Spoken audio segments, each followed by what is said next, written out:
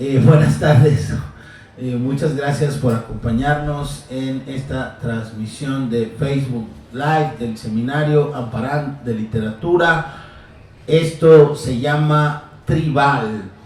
Agradecemos al FONCA, Sistema de Apoyos a la Creación y a Proyectos Culturales, el apoyo proporcionado para la realización de esta charla que forma parte de un ciclo que ya se extiende por alrededor de un año, en las actividades que hemos realizado en Saltillo y en otras ciudades del país. Voy a hablar muy brevemente antes de hacer la presentación de quienes nos acompañan y del tema de esta charla. Voy a hacer una presentación muy breve de este proyecto. Este proyecto es coordinado por el Seminario de Literatura Francisco José Amparán, un colectivo situado en Saltillo, Coahuila. Para la realización de esta charla en particular, lo hacemos dentro del marco de este proyecto apoyado por FONCA, que es un proyecto de coworking con colectivos literarios de distintas ciudades del país, entre ellos La Increíble Máquina Oral de Querétaro, el Taller Mar de Nombres de León, Guanajuato, y el proyecto editorial Atrasalante de Monterrey, Nuevo León. En ese marco, pues, nos acompañan en la mesa 3 jóvenes escritores, escritoras de este país, a quienes voy a mencionar. Está con nosotros Merari Lugo Ocaña, que nació en Hermosillo, Sonora, en 1990, pero vive en Monterrey. Es poeta y médico cirujano partero. Poemas suyos han aparecido en medios impresos y electrónicos, entre ellos las antologías Espasmo, Muestra de Poetas de Monterrey, Zaragoza Arde la TV y Los árboles arrancan su cuerpo de la sombra. Obtuvo el segundo y tercer lugar del certamen de literatura joven universitaria en 2014 y en 2016 recibió el Premio Nacional de Poesía Enriqueta Ochoa por Signos Vitales, un libro que posteriormente ha sido publicado por la editorial regiomontana Atrasalante. Está también con nosotros Fernanda Reiner, que es nacida en Monterrey en 1995. Ella es egresada de la licenciatura en Letras Hispánicas por el Tecnológico de Monterrey. Algunos de sus textos se han publicado en la revista digital Replicante y también en las antologías El Bibliotecario Ciego y Villa Diodati. Actualmente se desempeña como maestra de literatura, forma parte del Seminario de Literatura Francisco José Amparán, y recientemente obtuvo, y nos da muchísimo gusto felicitarla en público, desde hace pocos días es becaria del Centro de Escritores de Nuevo León, un apoyo con el que está escribiendo su primera novela, que esperamos con mucha emoción. Y bueno, también está con nosotros Caleb Solórzano, quien viene all the way desde León, Guanajuato. Él nació en 1984, es miembro de la 4ª generación del Seminario para las Letras Guanajuatenses. Fue becario del programa de estímulos a la creación, el PECTA, de su estado en la edición 2018-2019, y es coordinador del taller de literatura en la Escuela de Talentos de Guanajuato Azteca. Y bueno, él nos acompaña por parte del colectivo Mar de Nombres. Les decía, pues, este proyecto une colectivos literarios de distintos lugares del país. La idea es que estos grupos que no están conectados a través de la forma tradicional, que es la de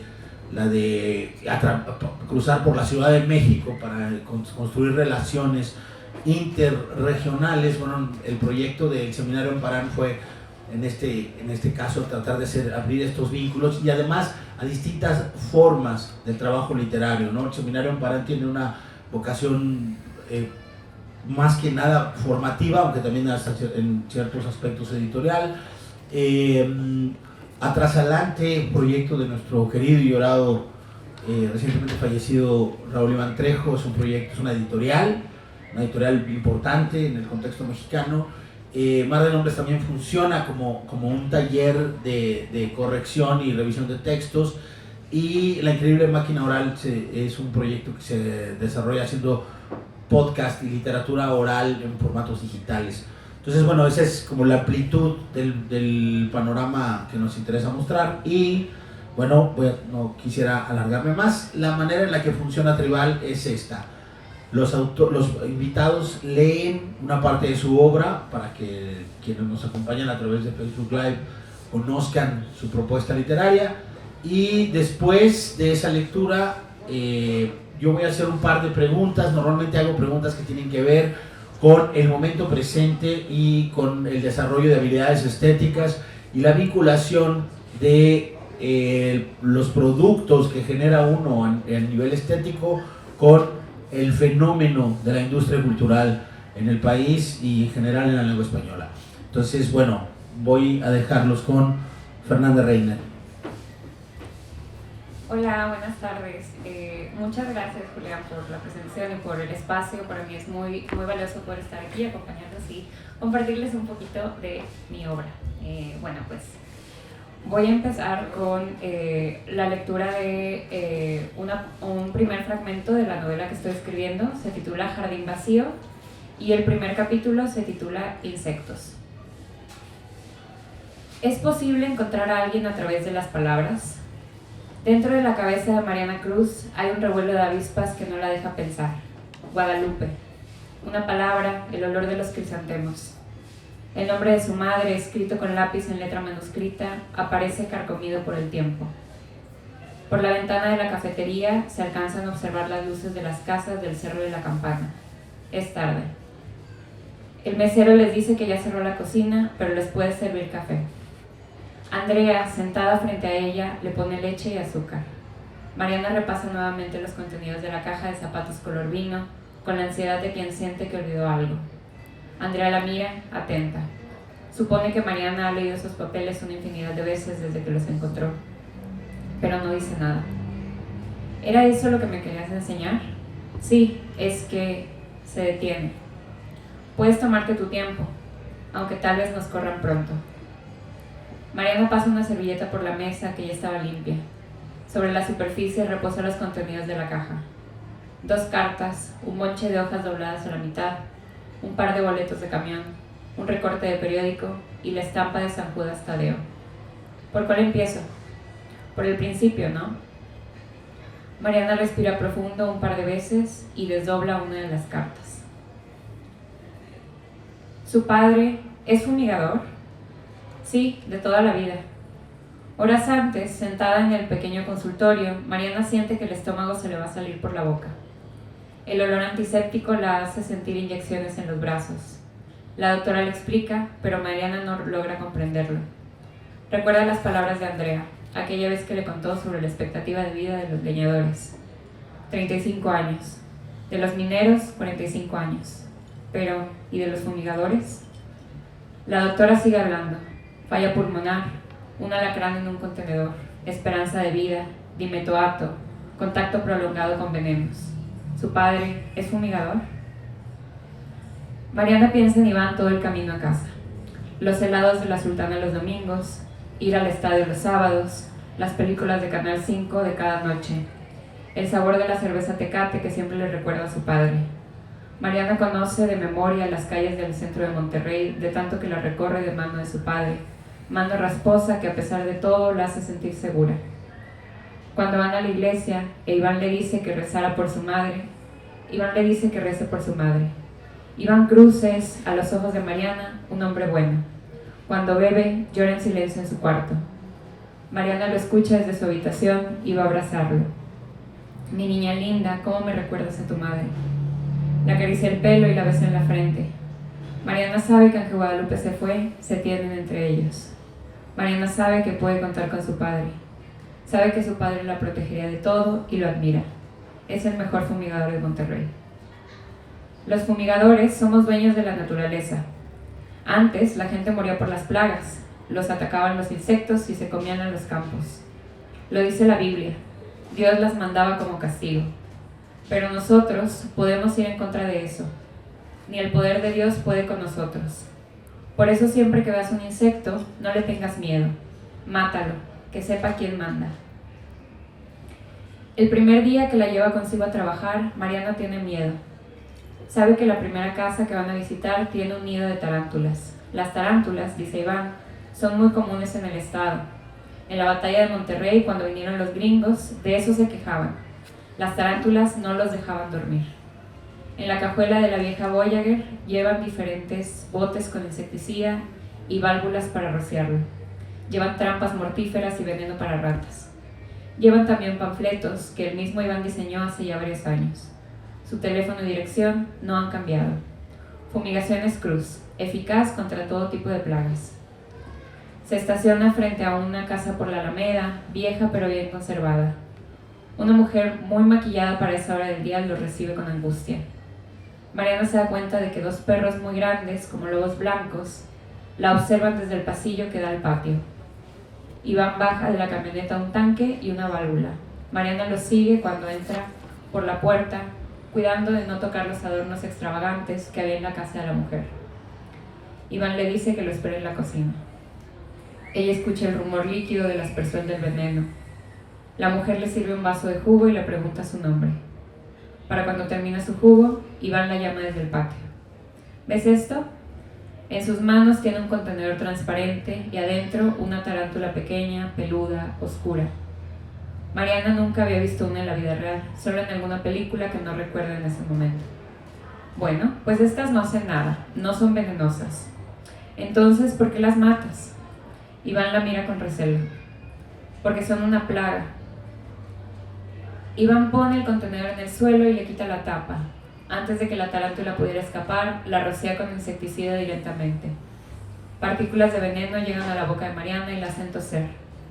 Cuando se recupera y levanta la vista, el arácnido está retorciéndose, volcándose sobre sí mismo, sufriendo. La mujer le da unos billetes a Iván, le agradece y le acaricia el pelo a Mariana. Mariana observa a los perros, como lobos, en el pasillo, antes de irse a fumigar otra casa. Iván maneja a alta velocidad por las calles de Monterrey, se mete entre los carros, grita y maldice. Antes de bajarse en la siguiente casa, le dice a Mariana cuál es su tarea. Por 10 pesos, ella deberá mover los muebles para que él alcance a rociar las esquinas. Era lo que su tío le pagaba cuando empezó a acompañarlo a fumigar, a la misma edad que Mariana tenía. Iván ponía ese dinero en una lata de galletas que escondía abajo de su cama. Estaba ahorrando para un muñeco de Superman que vio en el centro y quería comprarse antes de que se acabaran en la tienda. En su casa el dinero siempre estaba justo. Entre lo que la mamá conseguía cociendo y el tío fumigando, su lata de galletas era un tesoro. Un día lo llamaron a una casa diciendo que en la cocina había muchas cucarachas. Iván, esperando sus 10 pesos, abrió las puertas de debajo del lavabo y sacó bolsas y botellas de aceite, de cloro, hasta que llegó un trapo al fondo en una esquina. Cuando le levantó, con él vinieron cientos de cucarachas pequeñitas que le brincaron sobre el cuerpo. Su tío no paraba de reír e Iván no paraba de gritar, retorciéndose. Las cucarachas eventualmente se fueron, pero el asco se quedó. Más que asco, odio. Decidió en ese momento que acabaría con todas las cucarachas del mundo. Eran despreciables, malditas. No dejaría ninguna vida, fuera como fuese. Desde entonces, Iván supo que él también sería fumigador cuando creciera. Su tío se lo decía también. Sin más hijos ni más sobrinos, Iván se quedaría con el negocio. Cuando yo me muera, le decía. Un día, teniendo Iván 19 años, su tío comenzó a toser y no paró. Mariana se siente tonta por no haberlo visto antes, por no conectar los puntos. Y es que ella lo sabe perfectamente. Dimetoato, plaguicida artificial diseñado para el control de insectos. La Segunda Guerra Mundial trajo consigo una gran revolución de la industria química. Los organofosfatos aparecieron con un primer uso exclusivamente militar y posteriormente se amplió su uso agrícola. Se consideran de amplio espectro, poco persistentes y tóxicos para los humanos, aves y peces. Como otros organofosfatos, el dimetoato nace en los años 50. Su uso principal es para el control de moscas de la fruta en regiones agrícolas, pero también se ha extendido su uso como plaguicida doméstico. Su toxicidad baja es aguda, su toxicidad crónica es alta. Dimetoato. Su uso está recomendado en hogares en dosis bajas y diluidas, pero una dosis baja, diluida, no te asegura su persistencia. Fumigar es prevención. Una dosis baja no te lleva a ser el mejor fumigador de Monterrey. Dimetoato. Una exposición constante es lo que está matando a Iván. No toques esas botellas, Mariana, son tóxicas. ¿Qué significa tóxica? Que te puedes morir si las tocas. Mariana recibe la llamada del hospital cuando va llegando al trabajo, la misma empresa de agroquímicos a la que su padre le ha comprado de toda la vida, Agroindustrias Treviño SADCB. Cuando Mariana egresó de agronomía, su padre lo recomendó ahí con algunos amigos. Si desde chiquilla me la llevaba conmigo al jale, si sí le sabe la huerca. Y es que ver a las tarántulas morirse te graba, ese sentimiento en el estómago. La misma náusea que sintió cuando le dijeron que su padre había amanecido tosiendo sangre. Pidiendo permiso a su supervisor, Mariana regresa al andado, pero toma una ruta distinta. No va al departamento en el centro donde había conseguido un cuarto, sino que se dirige a San Nicolás, a la casa de Iván. La señorita que le habló fue muy insistente. No pueden darle ningún tratamiento si no presenta su carnet del seguro. Después de un transbordo y una caminata que le parece eterna, entra a casa de Iván. La puerta ni siquiera tiene seguro. ¿Dónde será que guarda esos documentos? Mariana lo recuerda en algún momento, sacando su acta de nacimiento de una carpeta. Pero, ¿dónde estaba? Abre cajones, abre armarios, saca papeles amontonados, saca tiliches y cajas con fotografías. Un pequeño alacrán negro la sorprende al abrir un closet de blancos. Pero no le da miedo, sino que se pregunta, ¿no había fumigado? No le da tiempo de quitarse el zapato para matar al arácnido antes de que éste se le escape, corriendo hacia una caja de zapatos color vino. La levanta, pero ya no ve el alacrán. Recuerda lo que está buscando y, expectante, abre la caja. Gracias.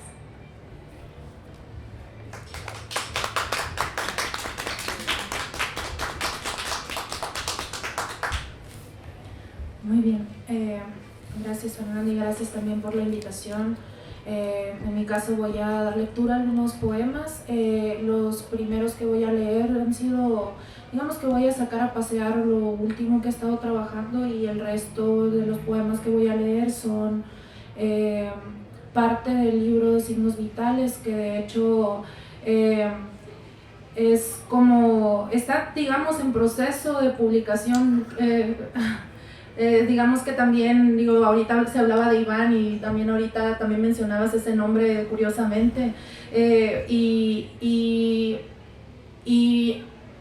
digo, es una de las cosas que ahorita, digo, está presente dentro de los procesos. Quizás ahorita hablaremos más al respecto, ¿no? Y ahorita es la parte de la lectura de obra. Divago mucho, en fin, bueno. Para resumir, primero voy a leer un par de poemas de los últimos que he estado escribiendo, y el resto son del otro libro. Vale. Antecedentes heredofamiliares. No te desveles tanto, no leas tanto, te vas a quedar arriba como el tío Rigoberto. El hermano de mi bisabuela tenía un problema de oído. Durante meses completos escuchó estaciones comunistas sin necesidad de radio. Stalin me llama a vigilar el pueblo, decía, y subí al tejado a buscar la transmisión, el satélite difuso, la estrella decididamente roja de donde venía, seguro, la promesa. Nunca quiso hablar de los descensos. Si la herencia, los factores de inflamación, si maníaco depresivo, si la vida, nunca lo sabríamos. Era muy temprano para el verde olivo. Entonces, para curarlo, le repetían entre dulces cantos Lucas 8:29 y lo ataban a la cama. Su lengua puesta sobre algún metal, el remedio para el mal de diente y de bisonte. Ninguno de sus hijos tuvo problemas con la química, y los hijos de sus hijos heredaron sus orejas, posibles depresiones sin espasmos, pero no su oído. Mi madre adoptó su religión, algunas costras, de su hueso el maxilar y los astrágalos, poco más. No sé qué fue culpable de amarillear los genes hasta oxidar las puntas. De cuarta generación me vinieron los rizomas, la yema cerebral, aquellos lirios. Yo no quería escuchar guerras distantes, la sangre revelada, esas voces. De cuarta generación se volvió mi ánimo un manto telúrico, un termostato capaz de anticiparse al fracaso de las flores. Yo no pedí esta luz, este tejado, al que tendré que subir aunque no quiera, pero esta vez yo te hablaré de los descensos. Compañeros, que viene de una fiesta y terminó difuso como un halo de tinta que incide sobre el líquido, así. Se llama hombre clavel. Las enfermeras limpian sus heces con asco y con ternura. Después se une a nosotros en la sala. Está diciembre de clavícula escamosa, con el vientre abultado como efecto adverso. Eco lleva la mirada fija y dobla su ropa según lo indica la constelación de Virgo. Junto a ella, Narciso escribe sin parar un guión de cine que después será montado con auspicio del gobierno. Es sobre ustedes, nos dice. ¿Quieren verlo? Un retrato fiel de la humanidad. Pero a nadie le importa. La mujer rubia pregunta por su hijo muerto. Si tú nunca has estado embarazada, le dice su psiquiatra, y pienso que le mienten, que da igual si un hijo, una promesa, una neurona, todos aquí perdimos algo. El más pequeño aplaude, solo aplaude. 10 psicóticos reunidos ante un televisor, cuéntanos, estamos todos, qué retrato más precioso, estar aquí, que sean las 7 y tener hambre. ¿Por qué tarda tanto la comida? La respuesta es obvia. Los ojos están puestos en el nuevo ingreso. Una chica con los brazos vendados, violeta en el cabello, estrés postraumático, abuso sexual, intento de suicidio, nos dirá más tarde, después de cortarse en la regadera. Bienvenida seas, le decimos todos. Telón de fondo, las enfermeras retiran las varillas de metal que llevan sus sostenes. Es el protocolo para que no te dañes, dicen, como si tener pechos le concediera la posibilidad de un arma o de la herida.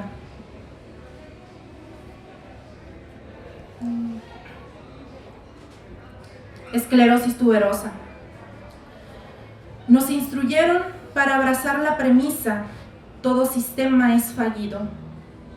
Mi hermano nació bajo el influjo de un astro cromosoma 9 que no formaba constelación alguna. Es un defecto, señora, una mutación de novo. Ahora tiene un niño especial, un angelito.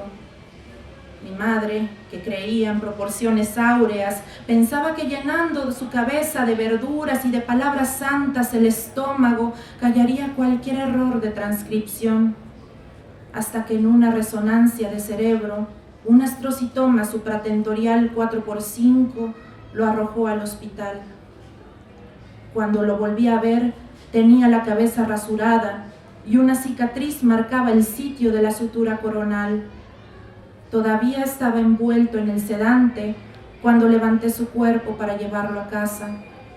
Estaba vivo, nos sentíamos felices y la marca de su cabeza en la almohada nos correspondía con un círculo perfecto.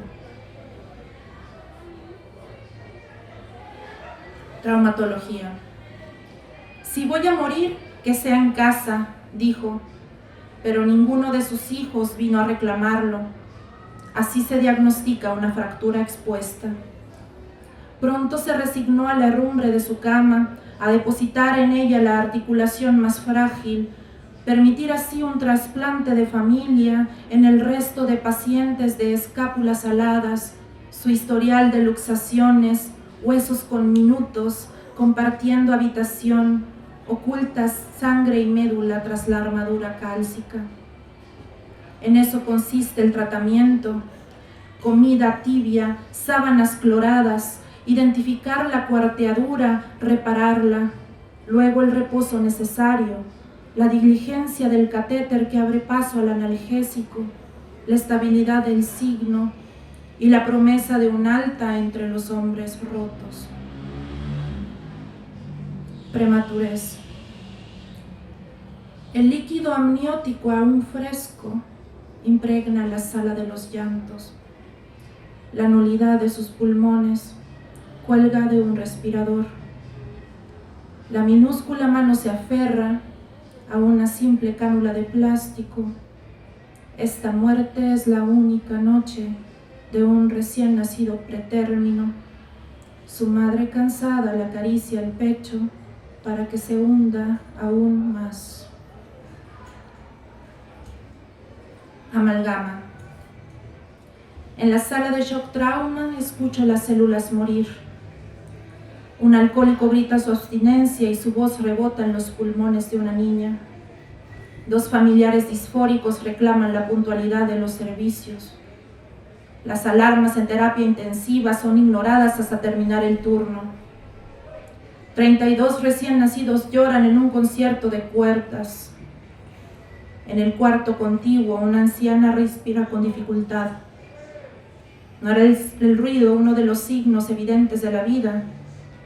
Estudios recientes comprobaron la hipótesis. Hay plantas que se marchitan más rápido ante ciertos sonidos. Y por último, sala de espera. El niño que sangra en todas las consultas, su madre que desconoce cuántos cromosomas le duelen aún en los bolsillos, el tuberculoso que gastó su juventud acariciando los cuellos mansos de los catéteres, ciego de rojo tras el último esquema con etambutol, el médico que operó a tu hijo en la hora 26 de su turno, mi abuelo cuyo páncreas incompetente resistía el luto con oración y edulcorantes, el poeta que nos escupió la cara cuando atamos sus brazos a la camilla para que se dejara curar, mi abuelo la niña que llegó con su primer aborto depositado en un frasco de café. La historia de los hospitales es la que uno cuenta de sí mismo. Equat omnes sinis, la ceniza nos iguala a todos. Gracias.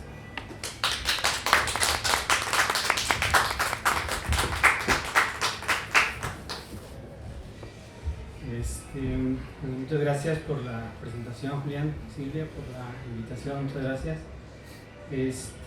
Bueno, voy a leer. Me han dicho que soy el peor intérprete de mis propios textos y yo estoy de acuerdo, entonces me disculpo de antemano. Voy a leer un par de textos. También me han recomendado siempre que no hable sobre texto antes de leerlo, pero esta vez me voy a tomar la libertad de hablar un poco. Son textos que he estado escribiendo a lo largo de 2 años más o menos. Este en especial se llama El perro. Originalmente se llamaba El perro insomnio, pero bueno, dejé solamente el título El perro. Y dice: lo padezco, no sé dónde lo obtuve, lo respiré y desde entonces está conmigo. Estuvimos bien. Me ayudaba con algunas cosas. Se instaló indefinidamente en mi habitación, en mi vida. Estamos mal de un tiempo a la fecha. Las horas pasan como hijas de un reloj irresponsable, tan rápido que el siguiente sorbo de café ya estaba frío. Esas noches terminaron. Las de ahora se arrastran lentamente por cada centímetro cúbico del cuarto. Los ojos abiertos, el perro a mi lado, no me deja dormir.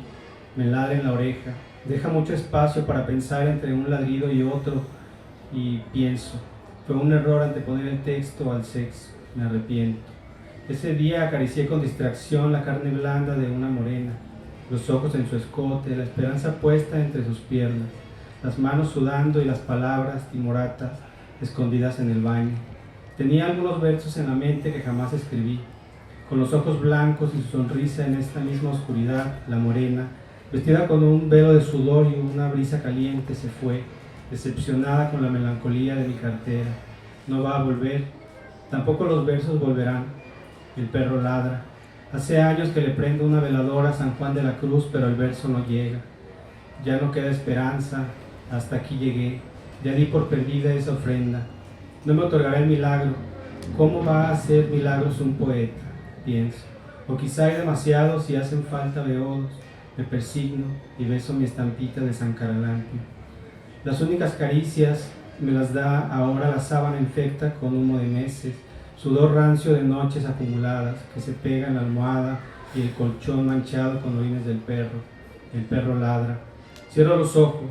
Ya memoricé sobre la pestilencia nocturna cada grieta del cielo, en las esquinas, jadeantes, otros 4 perros me vigilan, gruñen, esperan el movimiento de un latido en falso, me amortajo con la sábana, aguanto el aire y paso saliva con cuidado.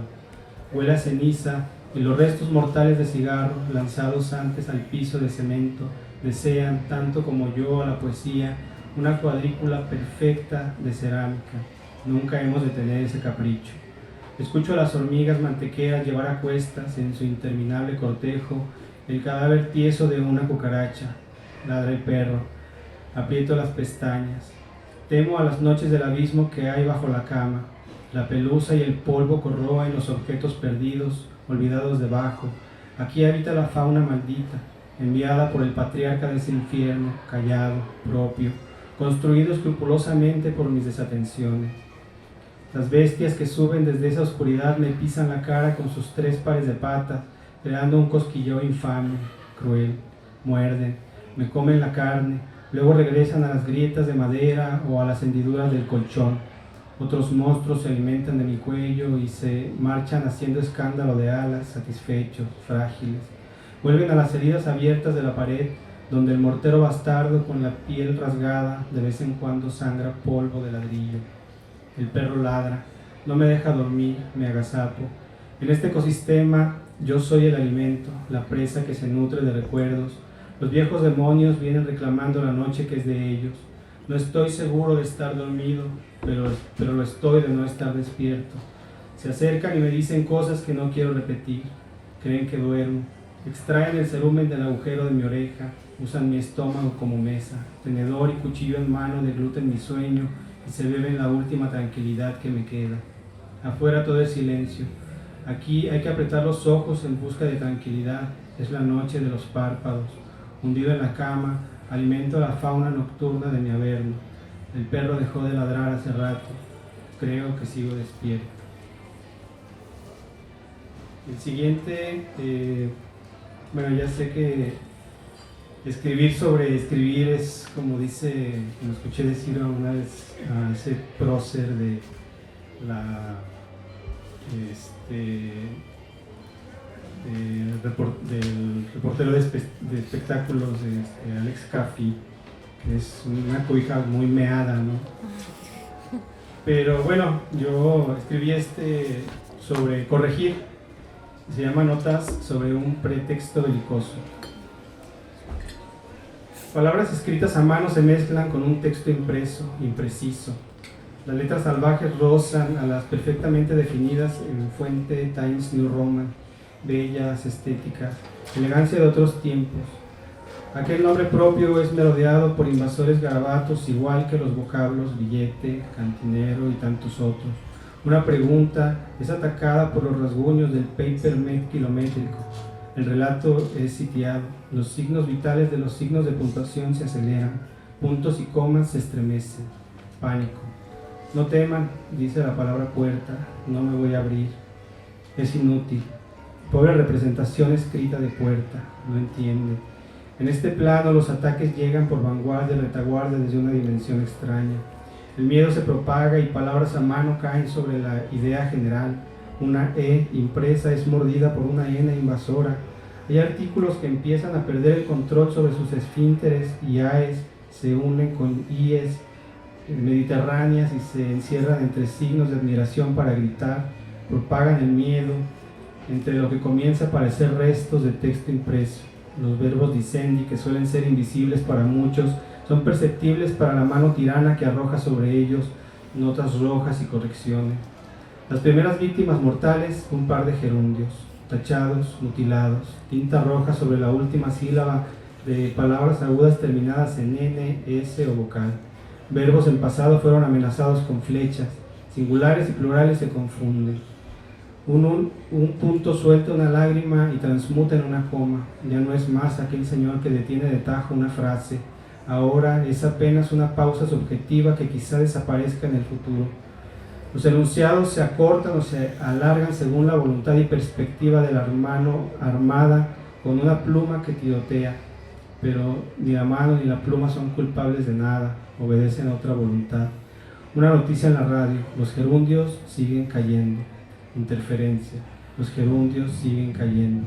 También los adjetivos: una falta de ortografía logra llegar hasta aquí a pesar de un par de revisiones. Ahora tiembla, el fin está cerca. Frases amenazan con flechas a otras que serán sustituidas. Palabras timoratas que desean no haber existido se esconden en el baño, en donde pueden. Se engarruñan, se arrinconan, no se defienden. El propio texto no las defiende. Su destino es claro. La atmósfera es tranquila pese a estar en algo parecido a una masacre. No se escuchan trompetas ni tambores marciales, más bien Fortunate Song de Creedence. Tabaco en el aliento del lenguaje, de la lectura y relectura en voz alta, evocando su concepto en tinta sepultada. Una H que a pesar de ser la octava no emite sonido. Letra en situación de discapacidad, rompe su mutismo ante el horror. Mientras menos palabras mejor. Algo quiere decir en lenguaje de señas, nada, solo gritos afónicos. Escuadras de palabras componían pelotones, eran precisas pero no decían las cosas con claridad, generaban confusión. Frases completas a mano ocupan el lugar de las Times New Roman, protegidas apenas con un rectángulo de tinta. Los gerundios siguen cayendo. Los monosílabos tartamudean. Interferencia: ahí donde hay oscuridad hubo un pobre adjetivo, aquel se desangra. Hay palabras que permanecen unidas, arcaísmos, palabras agraviadas, malas palabras, palabras de consuelo, palabras de aliento, extranjerismos, oraciones que no sirven de nada, que no son escuchadas por ningún Dios, improperios, palabras necias, esperanza de permanecer, huele a sangre escrita, pólvora que disparan los signos de puntuación, explosiones de tildes que vuelan como granadas alemanas. El panorama es desolador. Algunas frases logran sobrevivir. La redacción es un campo de batalla humeante con olor a muerte y letras heridas, palabras desaparecidas, palabras confundidas. Hay esperanza para las que quedan, es cuestión de tiempo. Sabias palabras, últimas palabras, palabras que se inmolan y un punto enciende el papel. Gracias.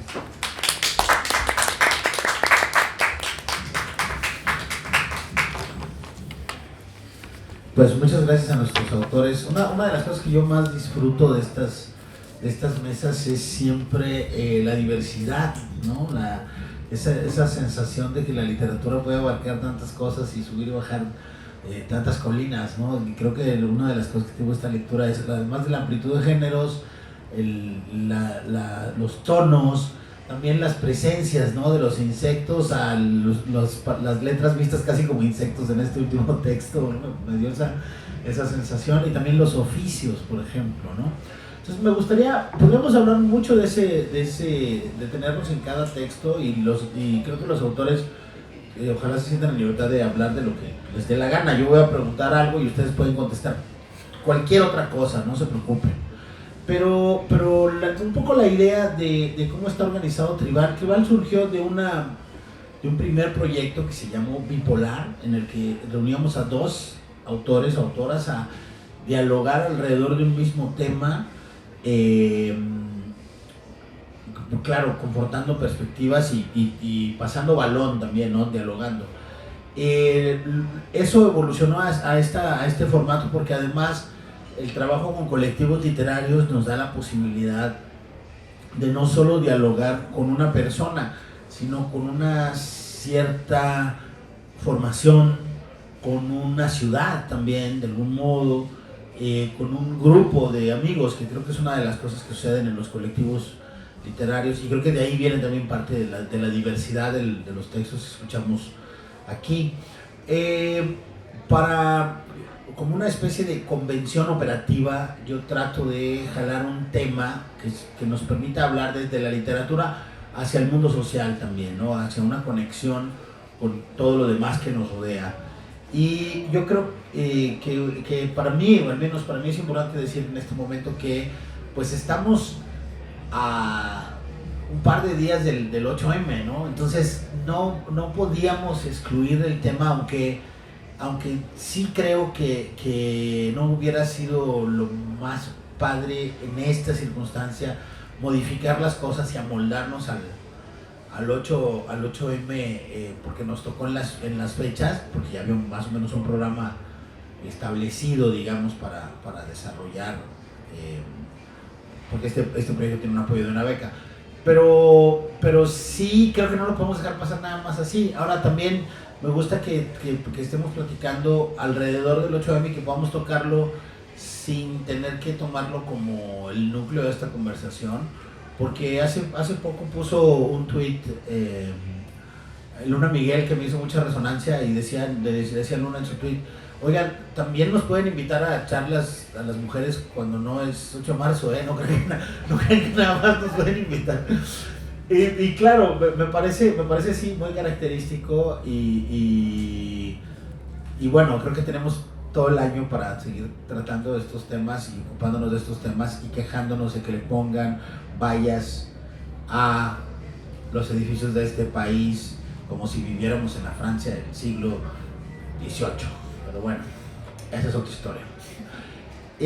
Una de las cosas que creo que para mí, y por eso quiero traerlas a esta mesa, que rodean muchas de las discusiones políticas, sociales, etcétera, del presente, es el tema de lo generacional. Lo generacional, digamos que era mucho menos importante, por supuesto ni siquiera figuraba ahí antes del siglo XX, empieza a figurar quizá de manera más consistente hacia finales del siglo XIX.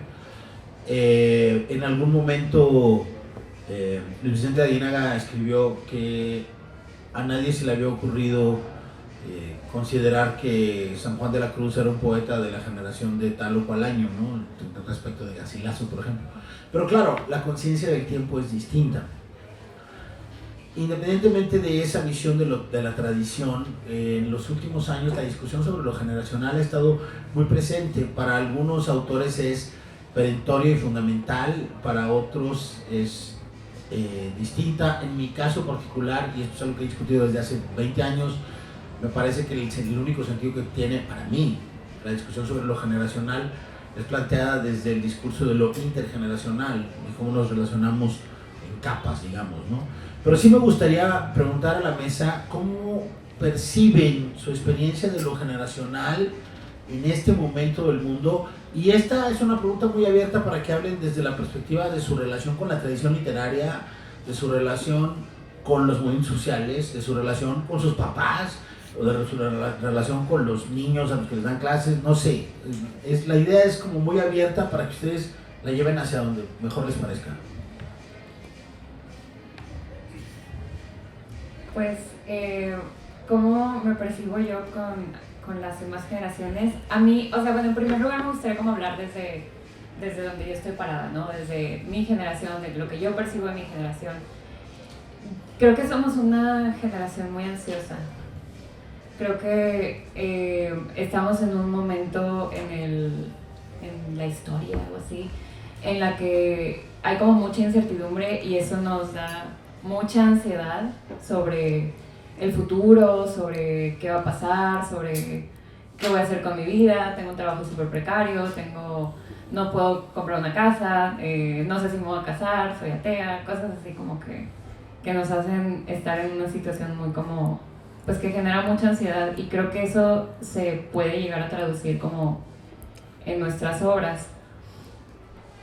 Y pues también en cuanto a lo intergeneracional, y sobre todo yo citándome como, o sea, relacionándome con esta tradición, hay algo que a mí me llama muchísimo la atención, que lo escribió un mexicanista, Ignacio Sánchez Prado, que él decía, o bueno, dice, que las mujeres, y esto también va relacionado con el 8M, que las mujeres el día de hoy podemos escribir lo que escribimos y publicar, sobre todo lo que publicamos, porque hubo una generación en los 90s de escritoras mujeres que consolidaron como que consolidaron, o sea, que primero se consolidaron como escritoras bajo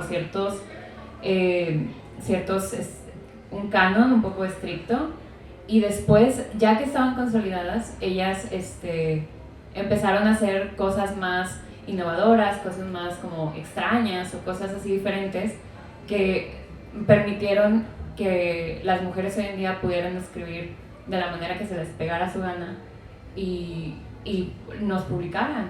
Y bueno, estas escritoras, se me parece muy pertinente mencionarlas, son Cristina Rivera Garza, Ana García Bergua y Carmen Bullosa. Entonces, pues en ese sentido yo creo que como mujeres le debemos muchísimo a las mujeres que han escrito antes que nosotras y que no siempre son como bien consideradas, o sea, o como no siempre fueron publicadas o no siempre les prestaban atención, o sea, tanto es así que tenemos esta colección de libros de Vindictas que permite como, bueno, o sea, ¿qué había antes de que a las mujeres se les prestara atención? O sea, cuando no se les prestaba atención, ¿quiénes escribían? Entonces, pues vamos a rescatarlas, ¿no? Y creo que eso es muy valioso que lo hagamos porque por más de que queramos ser una generación como que igual y digamos como una generación un poco parecida, no creo que podamos escribir sin saber que antes de nosotras hubo alguien rompiendo las cosas para que nosotras pudiéramos hacer lo que estamos haciendo ahorita. Ahorita, de hecho, Fernanda, que hablabas sobre la incertidumbre, esa misma palabra era la que traía resonando desde hace rato. Creo que también, además del contexto que ya se mencionaba, pues estamos también viviendo en un momento muy específico de digamos, todavía esta transición de pandemia que también ha traído como una añadidura de incertidumbre además, y que creo que sí ha impactado de muchas maneras lo que se escribe, cuándo se escribe, cómo se escribe. En primer lugar, muchas de las personas con las que llegamos a... No sé, muchas personas llegan a tener sus espacios de alguna manera invadidos por el trabajo, quienes tuvieron los privilegios de quedarse en casa. Desde ahí cambian también las mecánicas, cambia también el ritmo. Yo, por ejemplo, ahora no puedo escribir poesía, estoy escribiendo cuento y eso es otra cosa que yo nunca me podría haber imaginado. Y a los amigos también con los que he tenido como en contacto y que también pudieran ser como parte también de esta generación, quizás muy específico, hablando de las personas que escribimos quizás del 90 al 95 poesía en Monterrey, también han estado cambiando curiosamente un poco a partir de este año. Me hace pensar mucho en qué tanto también el ambiente y todo, la exposición a la vulnerabilidad y a una vulnerabilidad muy específica ha estado trastocando últimamente. Entonces, también lo veo desde mi ejercicio profesional, desde las consultas que he tenido con personas desde mi área de psiquiatría, o sea, vienen generalmente con cuestiones que alrededor de esta incertidumbre que a veces hablábamos, o sea, sin hablar de cuestiones específicas. En fin, es algo que no sé todavía de qué manera se va a traducir a nivel generación, porque es algo que aún se está gestando. Apenas vamos a empezar a ver el producto de todo lo que fue o lo que está haciendo todavía, porque todavía no podemos hablar de salir. Yo quería hablar en específico porque al hablar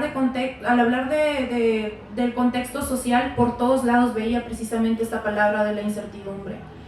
También como generación, ahorita creo que decías también de la precariedad, también de ser una generación que quizás ahorita en estos momentos, quizás a los que hemos tenido papás que están trabajando y que han tenido la oportunidad de jubilarse, lo están haciendo en este momento.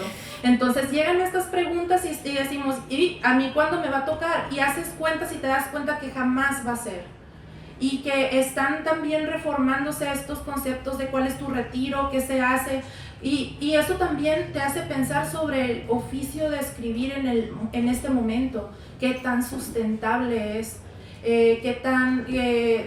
desde dónde empieza, dónde termina, cuáles van a ser los límites, en tanto tengo que prepararme para una incertidumbre futura, que ahorita a lo mejor incluso si nuestros padres se la están viviendo, nosotros la vamos a vivir probablemente, si es que llegamos a ese punto, de otra forma muy distinta.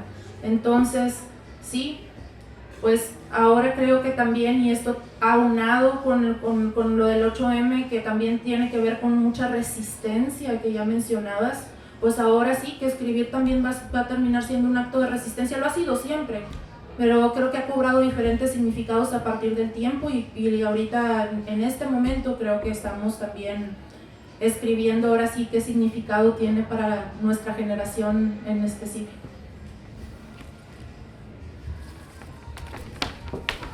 Bueno, creo que esto de escribir, de lo que nos lleva a hacer eso, bueno, en mi caso no es como pensarlo en que vas a tener una carrera ahí, ¿no? Yo creo que, no sé, yo he tenido suerte, digamos, hablando en lo laboral, en tener chance, ¿no? de mezclar un poco ahí la literatura con mi trabajo, por el tiempo que me da el propio trabajo, ¿no? Ahí leía hace tiempo que a Carson McCullers le habían corrido de un empleo que tenía, creo que en una empresa de aviación o algo así, porque la habían encontrado leyendo y cosas así. O sea, imagínate, en mi caso yo tengo la suerte de que todo el tiempo me encuentran igual leyendo y tengo ahí trabajando 12 años, ¿no? Entonces yo por esa parte he tenido mucha suerte. Digamos, en lo generacional yo creo que no sé, he tenido también la fortuna de compartir con profes que me han enseñado bastante, gente de no sé, los 50, gente de esa generación que pues sigue ahí, ¿no? Atorándole a lo de la literatura y que se dedican a eso, nada más a eso, y pues ahí te transmiten. Entonces después viene gente pues un poco más grande que yo nada más, que sigue ahí transmitiéndote, enseñándote. Entonces por esa parte yo estoy muy agradecido, tengo mucha suerte de compartir con esas personas. Y bueno, de lo del 8M, yo la verdad es que no tengo mucho que decir, ¿no? Creo que la violencia solamente se combate con más violencia y nos toca, no sé, apoyar nada más, ¿no? No creo que haya mucho que agregar.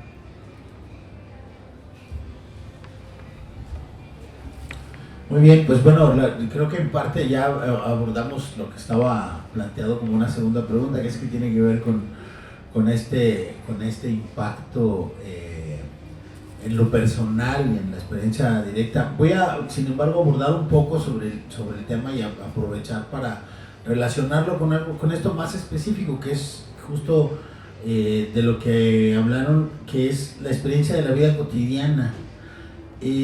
Para mí el tema del mundo social y como qué haces tú digamos como cómo se relaciona el mundo social con la manera en la que cocinas un huevo en la mañana, por ejemplo, me parece que esa es una de las grandes interrogantes de nuestro tiempo, porque sí creo que hemos entrado en una curiosa dinámica social en la que de algún modo parecería que el mundo social, hay una tensión, me parece, y quizás una tensión intelectual, o al menos así yo la percibo, entre como, me preocupa mucho el mundo social para que me dejen en paz, ¿no? Como una especie de militancia, hay un oxímoron ahí abajo, que es una especie de militancia autista de una sociedad que se asume como súper individualista y no quiero que me vean, no quiero que me hablen, no quiero que...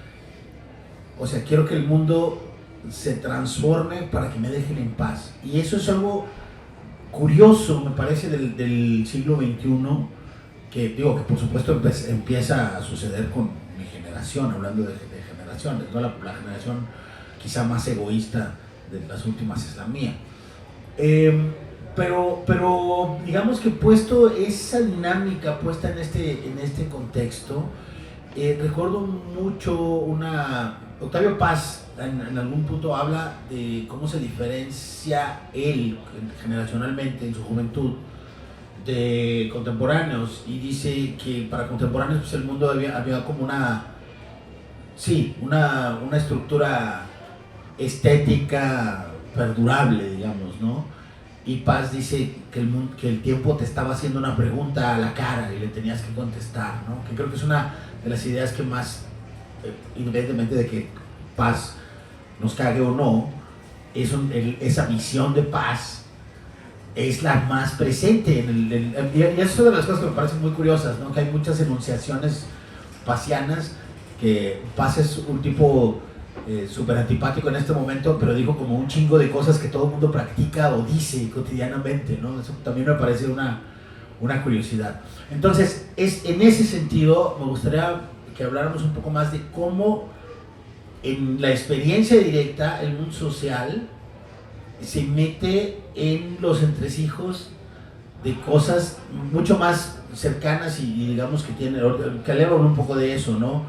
Y de algún modo también Merari, como de, bueno, ¿cómo organizas tu horario, por ejemplo, de trabajo respecto de generar recursos para sobrevivir, tener tiempo para construirte estéticamente y no abandonar la perspectiva de lo social, ¿no? O sea, es una tremenda carga, me parece, y en una época como esta es una carga pues particularmente difícil, porque además el espacio físico donde llevamos muchos esa carga pues es uno solo, ¿no? A veces es una mesita chiquita donde tienes que hacerte cargo de tus textos, tus finanzas y tu visión de la realidad, ¿no? Hablo de cosas muy concretas como el espacio físico donde uno desarrolla este tipo de experiencias, ¿no? Quiero decir muy rápido, nada más para cerrar eso, que para mí esto es una experiencia que ahorita me ha golpeado como muy de cerca, y ahorita quiero decir el día de hoy. Hoy en la mañana estuve con un amigo al que quiero mucho, y él trabajó hace años en la burocracia y dejó de hacerlo durante una década, y ahora en algún momento, bueno, tuvo la opción y le pusieron un trabajo y dijo, bueno, está bien, voy a intentarlo, y lleva unos días y pues está como horrorizado, ¿no?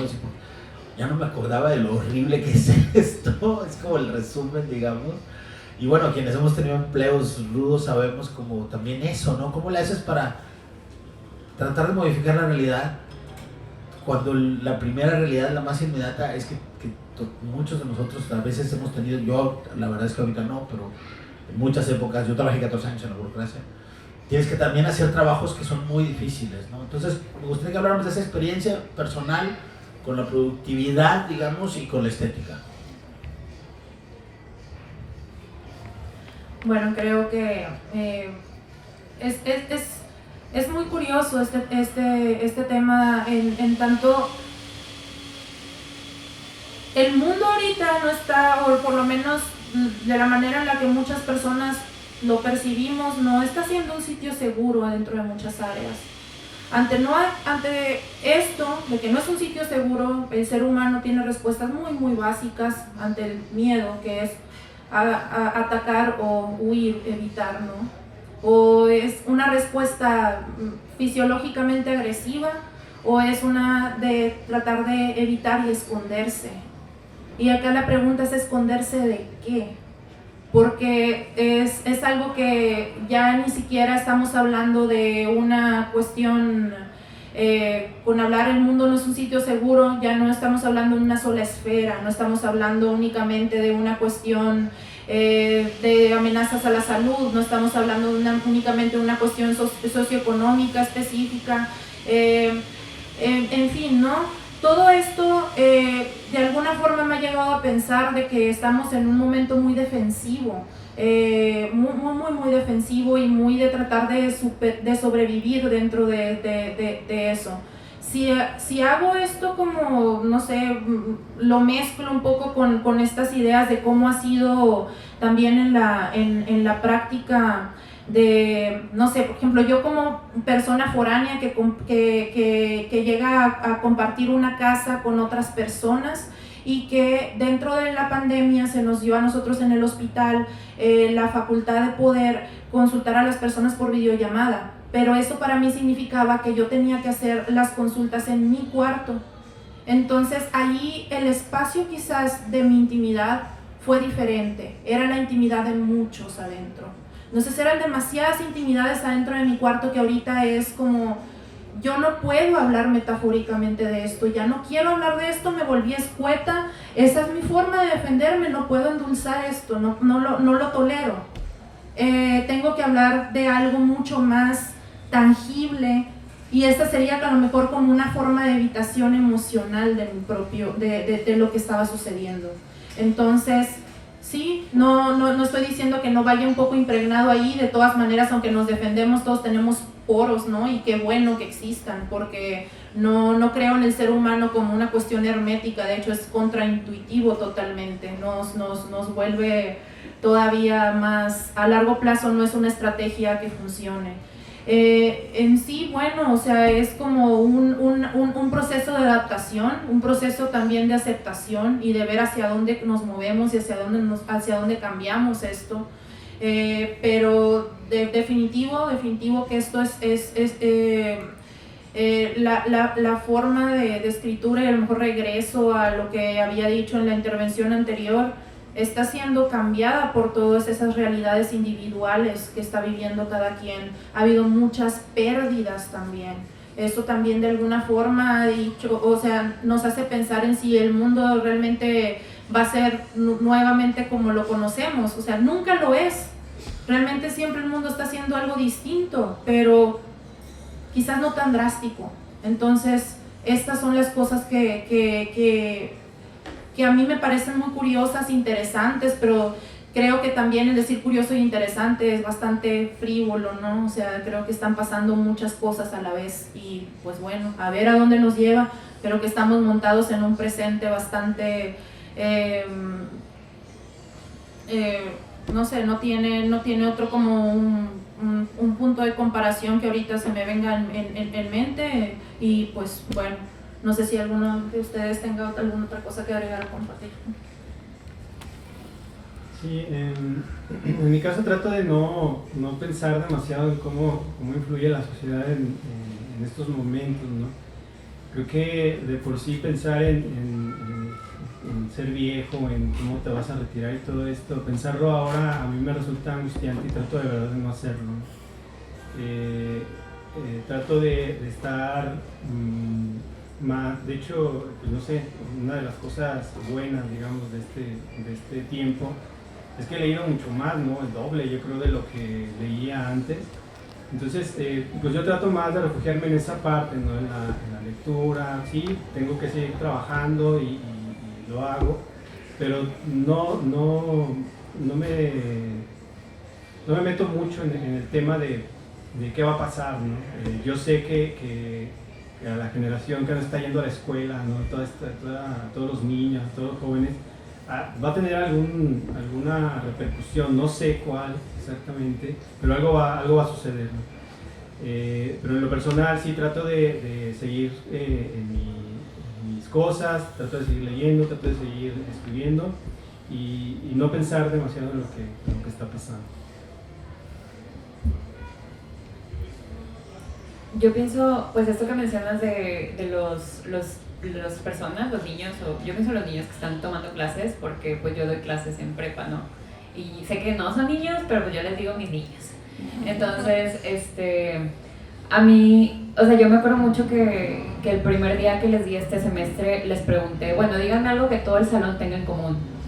Y me dijeron, pues todos estamos en la prepa y todos nos gusta la música. Y luego una niña dijo de que todos estamos hartos de la pandemia y estamos bien deprimidos, no sé qué. Y yo, porque no, o sea, esto está muy mal, o sea, ¿cómo es posible?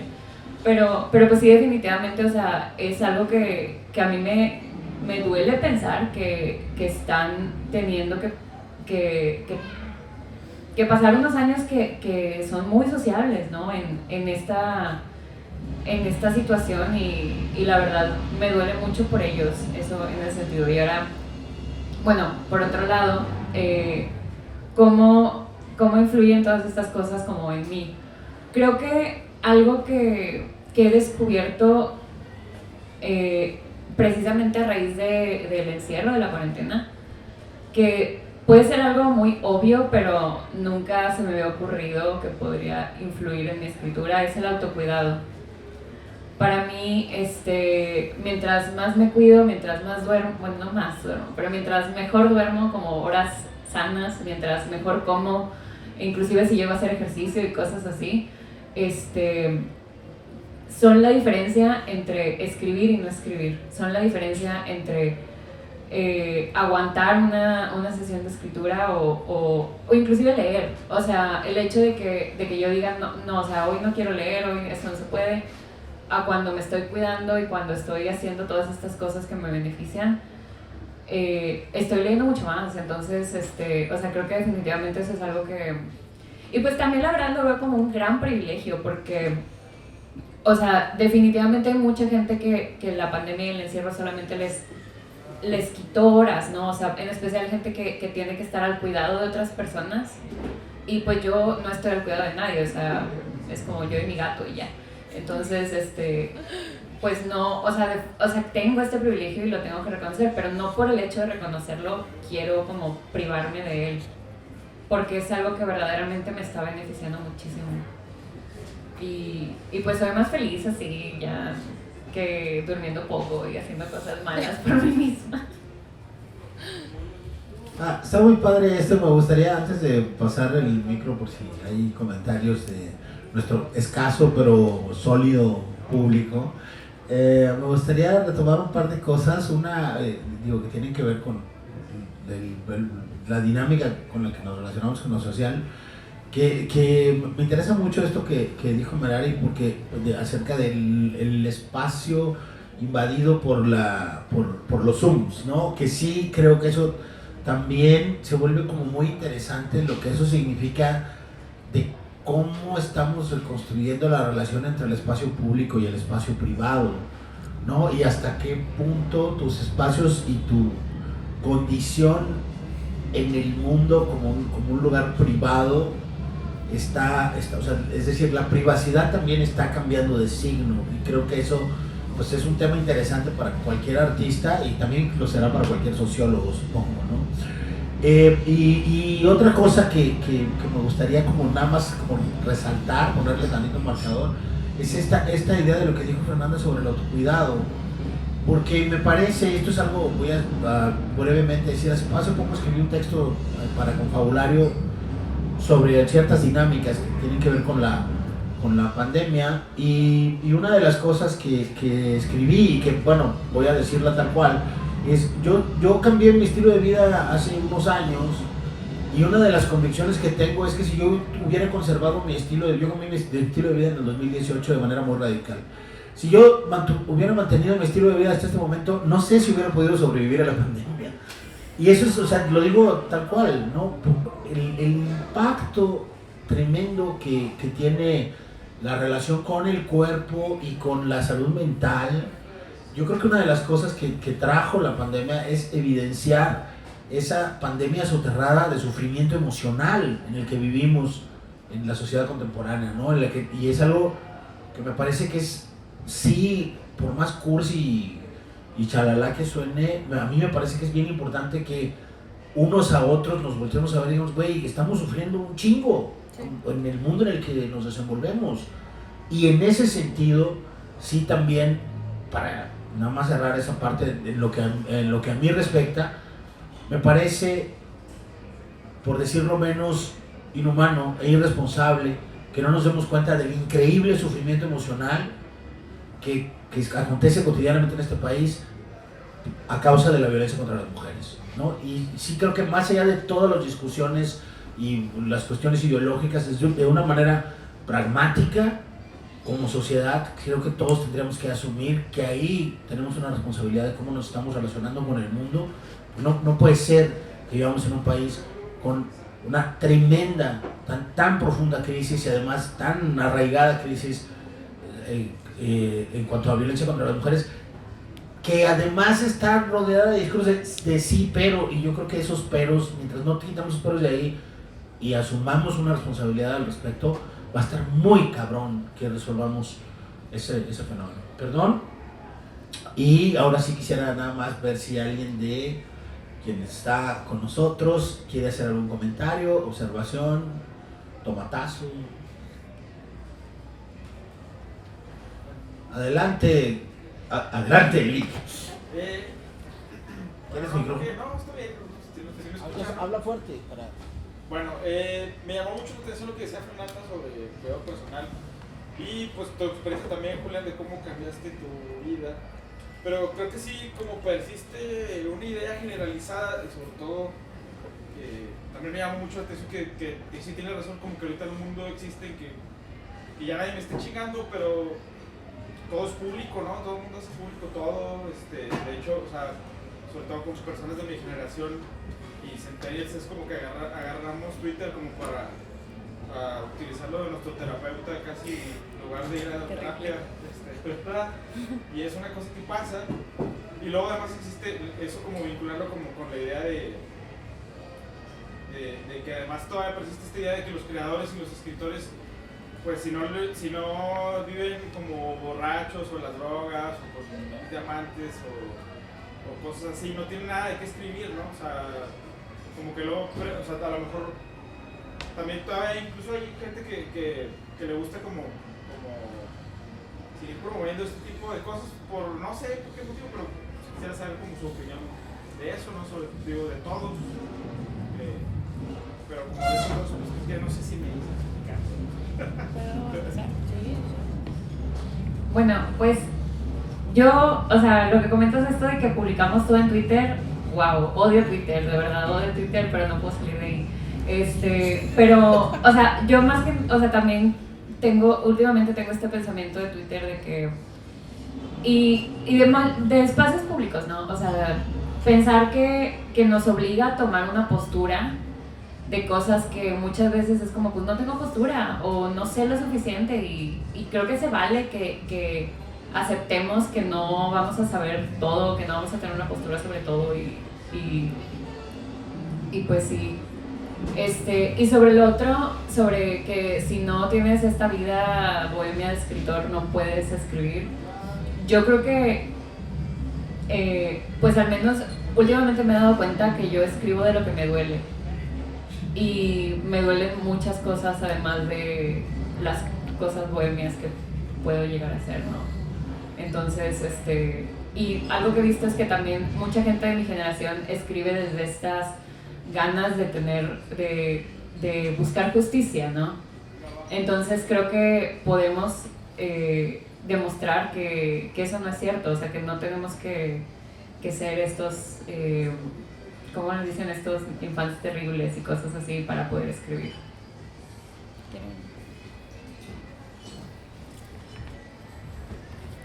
Bueno, yo en cuanto a que si de la vida bohemia y eso, yo sí bebo y fumo, pero nunca he podido leer o escribir cuando bebo, ¿no? O sea, o hago una cosa o hago la otra.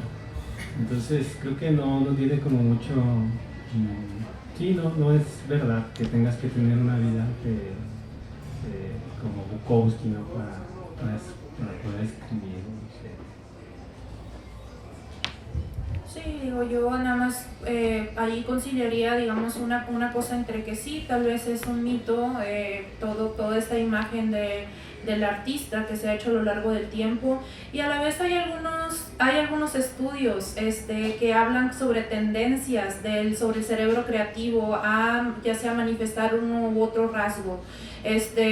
No estoy hablando únicamente de adicciones, estoy hablando también de algunos procesos, digo, y también de regiones anatómicas específicas.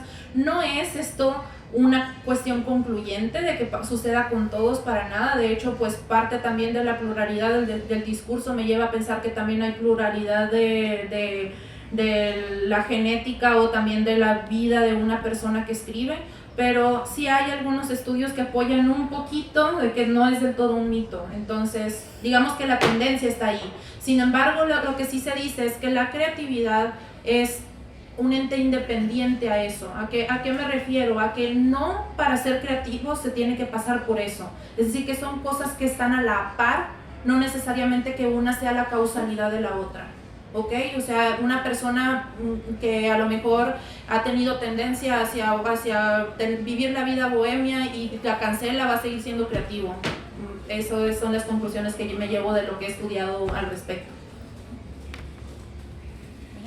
Sí. Bueno, a mí me gustaría decir nada más que más allá del mito, de la cuestión, digamos, juicios morales o perspectiva de salud, etcétera, la realidad pragmática es que las relaciones entre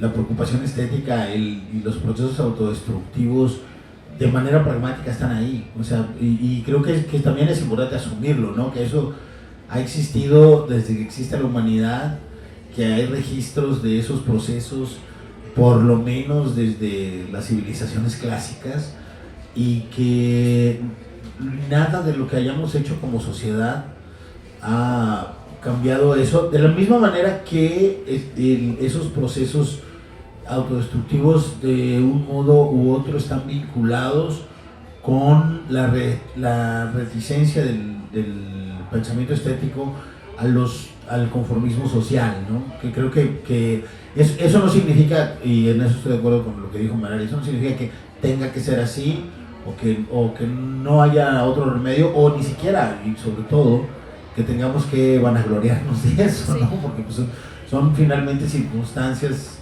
en las que uno se desenvuelve. Pero bueno, en Facebook nos pregunta Ángel Gómez, y yo le agradezco mucho que nos manden preguntas por el Facebook, eso me emociona mucho. Ángel Gómez escribe: dicen que los hechos históricos siguen de un boom de arte inspirado en el mismo hecho. De no haber pasado la crisis de salud del COVID, ¿qué otro hecho histórico estaría impulsando la base del arte? Me parece que es una pregunta muy interesante porque, bueno, claro, ahorita hemos sido atropellados por la pandemia y se convirtió en uno de los núcleos, de uno de los motores del pensamiento estético, pero la pregunta es, si no hubiéramos sido atropellados por ese, ¿qué otra forma tendría el mundo de hacernos sufrir? Casi creo que sería la pregunta, ¿no? Y ponernos en entredicho como especie, eso me gusta. Pues, ¿puedo? ¿Quiere? Bueno, algo que he discutido con amigos previamente es que antes de que viniera la pandemia, y el fin de semana anterior de que llegara la pandemia a México, fue el 8M del año pasado. Y estuvo muy cabrón, o sea, de verdad fue impresionante, o sea, ahora sí que no somos 20, somos legiones. Entonces, o sea, yo creo que eso sería algo que seguiría y hubiera crecido, y me frustra pensar que muchas de esas acciones se pudieron parar o acallar o diluir por la pandemia. O sea, entre muchísimas de las pérdidas que ha habido por la pandemia, es una de las cosas que también se pudo haber diluido, pero también tengo esperanza y creo que vamos a poder encontrar otras formas, ¿no? No sé si... Marari, ¿quieres? Yo solamente quería sumar a esto último que dijiste de la esperanza, porque probablemente creo que esto también estaba llevando hacia nuevas, sí, hacia ver con nuevos ojos también, y a hermanarnos, bueno, a hacer a la sororidad realmente, pues. Y a tejer lazos también entre nosotras, que creo que esos han estado ahí. Por lo menos yo he visto un cambio entre el año pasado y entre los lazos que he podido establecer entre amigas, entre compañeras también, entre las mismas compañeras residentes de ahí del hospital, en cómo hemos estado organizadas, aunque no podamos estar físicamente en un sitio. Entonces, no sé, digo, eso yo sé que no está respondiendo enteramente a la pregunta, porque ante una cuestión en la que me abruma el no sé, prefiero responder que no sé. Entonces, solamente quería sumar a lo que ya decís. Bueno, creo que también, al menos en mi región, en el Bajío, el narco sigue haciendo destrozos, ¿no? Siguen apareciendo decenas de cadáveres al día por aquel lado. Entonces creo que esa podría ser otra de las cosas que de hecho nos siguen azotando aún con la pandemia, ¿no? Bueno, esto que acaba de decir Caleb me parece que es así como de golpe, me trae a mí como una de las cosas que también me parece que pueden ser muy interesantes de la reunión de colectivos, porque finalmente estas experiencias regionales que afectan nuestro lenguaje, que afectan la construcción de mundos simbólicos, creo que está padre que no se vuelva nada más una conversación de León, Guanajuato o unas capas de la sociedad, sino que nos podamos como ver ese ámbito de lo que el país también es, aunque en Saltillo vivamos como una experiencia distinta porque a nosotros nos tocó ese ramalazo años antes, sí nos podemos relacionar inmediatamente con lo que Caleb acaba de decir, creo, quienes vivimos en esta ciudad y tuvimos que encerrarnos antes de la pandemia porque los balazos en la calle estaban muy rudos, ¿no? No sé si, Cris, ¿quieres añadir algo, Cris?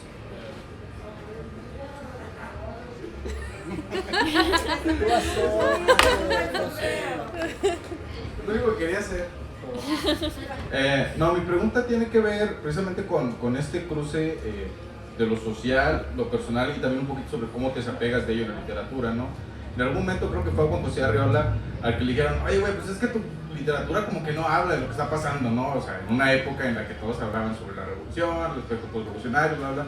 Entonces dice, güey, ¿yo qué hago, no? Entonces de repente hay cuentos como El Guardagujas que guardan como una crítica ahí detrás, todo este aspecto.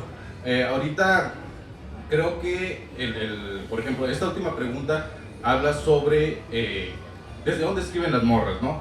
O sea, este dolor que están pasando, todo este tipo de cosas, acercamos al 8M. Y en el caso, por ejemplo, de Caleb, dice, no, pues el narco, y sus relatos, por ejemplo, también son como textos muy desapegados de este aspecto. A mí me gustaría saber un poco sobre cómo les cruza lo social en su literatura, si es que puede haber como que alguna forma, digamos, en esa, ¿cómo decirlo?, interioridad, y a partir de ahí también, digamos, como que crear esta literatura, su obra personal, lo que quieran, sin, digamos, caer en este hecho de decir, o más bien de levantarse como una bandera, ¿no? Y no caer en el error como que de aleccionar a partir de las letras, ¿no? Pero ustedes también cómo es abordar desde este punto, o no, los temas que lo rodean, cómo es alejarse, como decía Merari, pues como que protegerme, ¿no? También de esta manera. ¿Es mi literatura una protección o es también como abrir una ventana y ver este tipo de cosas, ¿no? Para ustedes, ¿cómo es ese aspecto? Yo pensaría que es ambas cosas, es una manera de protección y al mismo tiempo es una forma de abrirse y de poder conectar hacia adentro y hacia afuera o dejar canales de comunicación entre uno y los demás o entre, no sé exactamente, pero sí creo que juega desde los dos lados. Sobre todo porque, bueno, a mí particularmente me gusta hablar desde también el lenguaje científico. También encuentro belleza y también me ponía a pensar que habría sido de no ser también por otras mujeres científicas que fueron antes y el poder llegar al momento en el que, o en la profesión en la que estoy ahora. También eso se debe a todo un recorrido y también desde ahí pudiera hablar de cómo está entrando también esta perspectiva de las mujeres que también están haciendo ciencia a la vez. Entonces, y otra cosa que creo que preguntabas, sí, me fue el último. Bueno, igual es lo que recuerdo, no sé si alguien quiera decir algo más. Sí, bueno, creo que la forma en la que te afecta, no necesariamente tienes que hablar literal, ¿no? A veces estás hablando de miedo y no estás hablando de miedo a los balazos, no estás hablando de miedo onírico en tus textos, ¿no? Pero lo reflejas de otra manera, ¿no? no porque esté sucediendo tal cual lo tienes que relatar así, ¿no? Bueno, al menos desde mi punto de vista, buscas la manera de decir, tengo miedo, pero no sé, buscas hacer literatura con eso, digamos, pues si lo relatas tal cual, pues está haciendo nada más como periodismo a lo mejor, pero es a lo que iba. Te afecta, por supuesto que te afecta, por supuesto que tienes miedo de salir a la calle, por supuesto que tienes miedo de ir a trabajar y todo eso. Al final también te influye lo que lees, ¿no? Las cosas que estás leyendo en ese momento se combinan con lo que estás escribiendo, con las ideas que tienes, y pues no sé, creo que de ahí luego nacen textos que pues, no tienen nada que ver con tu contexto social.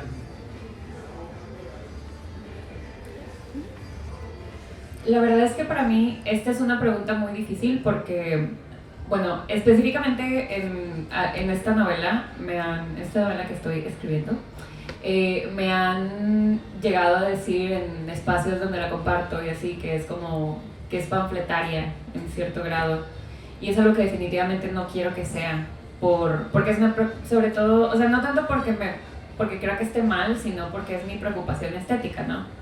Que mi novela no sea panfletaria. Entonces para mí, o sea, sí, pues es poner en este equilibrio entre este mensaje que quieres dar y la forma. Sí, es este equilibrio entre la forma y el fondo, ¿no? Entonces, pues para mí sí es una cuestión muy difícil, es una excelente pregunta y pues yo me la sigo haciendo constantemente, ¿no? Nada más quería agregar lo que ya recordé. Es que ya sé para qué habías mencionado también lo del lenguaje científico. Es que yo tenía como pensado hacer un proyecto de ahorita de poesía que tengo realmente descansando. Al final resultó ser que era una gran intelectualización sobre la decisión de la no maternidad, de hecho. Aun cuando yo había partido de la selección, quería hablar de la selección natural, ¿no? Quería hablar de la selección natural en poemas, y terminó siendo también esto. Y por eso te decía, yo creo que sí es una especie de protección, pero al mismo tiempo es un canal abierto. Me permitió saber ese tipo de preocupaciones e inquietudes que también tengo, y que incluso comencé a buscar también, y esto conectando también con lo que ya también se decía de el poder también establecer otros lazos de comunicación con las lecturas que uno hace. Bueno, voy a agregar, porque es un tema que me apasiona, entonces voy a agregar muy brevemente esto. Alguien en Twitter también subió hoy una portada de un semanario pro Morena, pro Andrés Manuel López Obrador, en el que se habla de la marcha del 8M, y la portada es una alfombra roja de bienvenidas las mujeres, y mientras la prensa oficialista dice que bienvenida a las mujeres con una alfombra roja, todos vimos también la fotografía de la valla que cubre Palacio Nacional. Entonces, yo creo que uno de los problemas centrales, como la experiencia del arte, es que el poder político está siempre dispuesto a expropiar el lenguaje en su sentido directo. Y hoy yo también puse un tweet por ahí que es una cita de Tsvetan Todorov hablando sobre este libro que se llama Los enemigos íntimos de la democracia, y él dice, bueno, en Bulgaria, cuando yo tenía 24 años, la palabra libertad no solo era aceptada, sino que era muy bien vista, siempre y cuando la usaras en el ámbito desde el punto de vista del poder, ¿no? Entonces, lo que yo creo que pasa es que cuando los temas son abordados de manera directa, estás entrando en la cancha del poder, y el poder siempre te va a ganar en su cancha. Por eso, por ejemplo, y esa ya es una experiencia mía personal y es una opinión mía personal, por eso yo no soy bastante pesimista acerca del lenguaje incluyente. No porque las cosas que dicen los viejitos sobre si eso afecta o no a la belleza del lenguaje, eso vale madres. Lo que me parece es que el uso del lenguaje incluyente hace justo lo que hace el poder. pensar que el uso determinado del lenguaje cambia la realidad, ¿no? Cambia la realidad social, y pues nosotros podemos usar todo el lenguaje incluyente que queramos, pero seguimos viviendo en un país sumamente desigual. En ese sentido, Zbigniew Herbert, poeta polaco, escribió uno de los alegatos más tremendos y conmovedores acerca del modo en el que el pragmatismo desde el poder manipula a los viejos regímenes, y es un monólogo de Fortinbras después de tomar el palacio de Hamlet.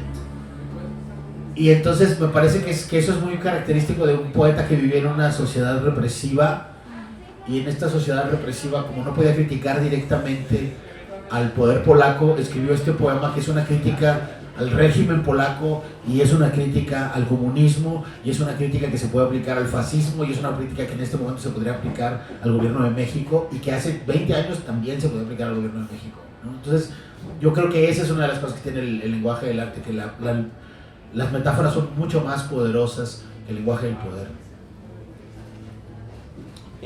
Creo que tenemos una pregunta más. Nada más y nada menos que Fernando Bañuelos. Hola, Fernando. Fernando Bañuelos plantea: creo que también podría ser un error pensar que la pandemia es un hecho histórico aislado, que no forma parte de un entramado de fenómenos relacionados, la devastación ecológica, la lucha armada por recursos y combustibles. Lo que sí es que este es uno de esos momentos de peligro de los que hablaba Walter Benjamin, en que hay que intentar tomar control de la historia, de la memoria, mientras destella en un momento de peligro.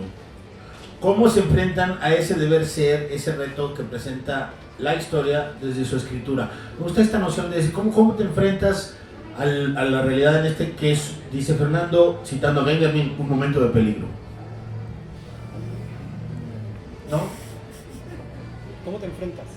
Pues sí, la voy a leer otra vez. ¿Cómo se enfrentan a ese deber, ese reto que presenta la historia desde su escritura? Hablando, voy a glosar, a lo que se refiere Fernando, me parece, es a no pensar en la pandemia como un hecho aislado, sino el sentido general de amenaza que abarca desde la devastación ecológica, la injusticia social de la que hablábamos, los problemas de la lucha armada por recursos y combustibles, etc.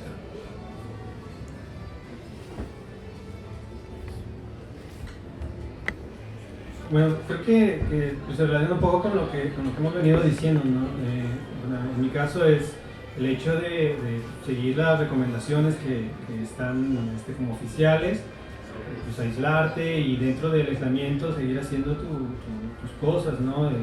Hablando en cuestión de literatura, pues tratar de escribir, seguir leyendo. Creo que no se me ocurre en este momento cómo más responder la pregunta.